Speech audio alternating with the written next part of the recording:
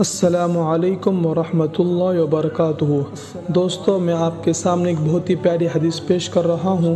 آپ دوستوں سے گزارش ہے کہ آپ خود بھی اس پر عمل کریں اور اپنے دوستوں کو بھی بتائیں۔ کون سے صدقے کا ثواب زیادہ ہے؟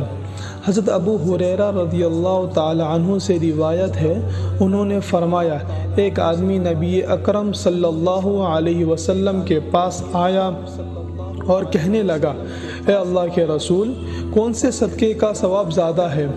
آپ صلی اللہ علیہ وسلم نے فرمایا، تو اس وقت صدقہ کرے جب تو تندرست ہو، تجھے مال کی ضرورت ہو، فقر کا ڈر ہو اور زندگی کی امید ہو، اور صدقہ کرنے میں تاخیر نہ کر حتیٰ کہ جب روح حلق تک آ جائے تو پھر تو کہے، فلاں کو اتنا دے دو، اب تو تیرا مال دوسروں کا ہو چکا ہے۔